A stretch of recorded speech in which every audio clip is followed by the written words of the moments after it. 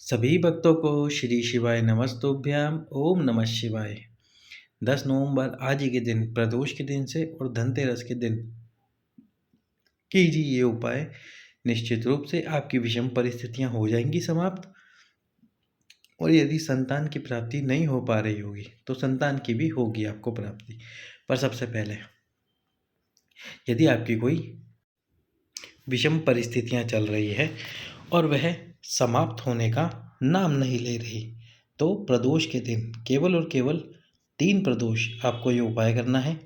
1 बेलपत्र, 1 कनेर का पुष्प और 1 शमी पत्र। इन 3 पत्र से आपको ये उपाय करना है प्रदोष के दिन। प्रदोष काल में, प्रदोष काल कौन सा होता है? जब सूर्य अस्त हो तो उसके 45 मिनट पहले और 45 मिनट बाद का जो समय होता है, कुल 1.5 घंटे का ये समय प्रदोष काल कहलाता है। इस प्रदोष काल में आपको ये उपाय करना है। 1 बेलपत्र, 1 कनेर का पुष्प और 1 शमी पत्र।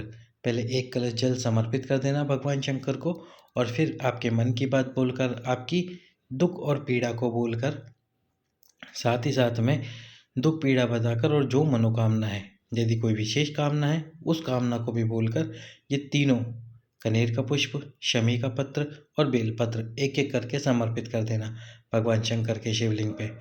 जैसी भी आपकी समस्या होगी, परिस्थितियाँ विषम चल रही होगी, वह विषम परिस्थितियाँ भी समाप्त होगी, और साथ ही साथ में जो आपका दुख तकलीफ है वो भी समाप्त होगा। पर करना कब है आपको ये उपाय? प्रदोष काल में, और लगातार 3 प्रदोष आपको ये उपाय करना है। 1 बेलपत्र, 1 शमी पत्र और 1 कनेर का पुष्प। अब संतान की प्राप्ति के लिए 2 पुष्प, क्षमा कीजिए 2 पुष्प नहीं, 2 दीपक। संतान की प्राप्ति के लिए 2 दीपक आपको प्रज्वलित करने हैं। और ये प्रज्वलित कहाँ कहाँ करना है? पहला दीप तो आपको प्रज्वलित करना है बेलपत्र के वृक्ष के नीचे। प्रदोष काल में, प्रदोष के दिन, प्रत्येक प्रदोष पर आपको ये उपाय करना है। पहला दीपक बेलपत्री के वृक्ष के नीचे, और दूसरा दीपक आपको प्रज्वलित करना है आपके घर के मुख्य द्वार पर। जो आपके घर का मुख्य द्वार है, उस मुख्य द्वार पर आपको ये दीप प्रज्वलित करना है। जिन जिन माताओं की संतान की कामना है, वंश वृद्धि की कामना है, वे ये उपाय जरूर करें। घी का दीप प्रज्वलित करें, पहला बेलपत्री के नीचे, दूसरा आपको प्रज्वलित करना है आपके घर के मुख्य द्वार पर।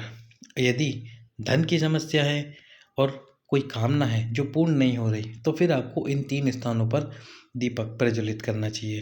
वो 3 स्थान कौन से हैं? पहला स्थान, ये उपाय अलग है जिसमें आपको संतान की प्राप्ति के लिए 2 दीपक वाला उपाय करना है। 3 दीपक वाला जो उपाय है वो आपको भगवान धन प्राप्ति के लिए करना है। तो पहला दीप आपको कहाँ प्रज्वलित करना है? वो आपको प्रज्वलित करना है बेलपत्री के वृक्ष के नीचे। दूसरा दीप आपको प्रज्वलित करना है भगवान शंकर के मंदिर में। और तीसरा जो दीप आपको प्रज्वलित करना है वो करना है आपके घर के मुख्य द्वार पर। ये 3 दीप आपको प्रज्वलित करने हैं। ये 3 दीपक यदि आप प्रत्येक प्रदोष पर प्रज्वलित करते हैं, जलाते हैं, तो आपके घर से धन की जितनी भी समस्या हो रही होगी, वह धन की समस्या पूर्णतः समाप्त हो जाएगी। अब चलते हैं प्रदोष के अगले उपाय की तरफ। किसी भी कार्य की शुरुआत से पहले यदि आप ये कार्य करते हैं, फिर वो शुरुआत या तो किसी व्यापार को प्रारंभ करने की हो, या किसी एग्ज़ाम में जाने की हो कि आप किसी एग्ज़ाम में बैठने जा रहे हैं, या फिर कोई व्यापार शुरू कर रहे हैं, या कोई भी ऐसा कार्य जो पहली बार आप प्रारंभ कर रहे हैं, उसके लिए आपको ये उपाय करना है। 2 बेलपत्र लेने हैं। अब ये जो 2 बेलपत्र हैं, इन बेलपत्र की बीच वाली पत्ती पर आपको लाल चंदन लगा देना है। 2 बेलपत्रों की दोनों बीच वाली पत्ती पर लाल चंदन, और उसके बाद में एक बेलपत्र के ऊपर दूसरा बेलपत्र रख देना है। यानी कि जो दोनों पत्तियों की बीच वाली पत्तियां हैं, उनका जो लाल चंदन वाला हिस्सा वो आपस में एक दूसरे से स्पर्श कर जाए, टच हो जाए। और स्पर्श करने के बाद जो व्यक्ति कार्य प्रारंभ कर रहा है, उपाय उसी को करना है। इन दोनों बेलपत्र को चिपका कर, लाल चंदन बीच वाली पत्ती पर ही लगाना है, चिपका कर भगवान शंकर के शिवलिंग में जो अशोक सुंदरी वाला स्थान होता है, उस स्थान पर केवल इस बेलपत्र को स्पर्श कराना है।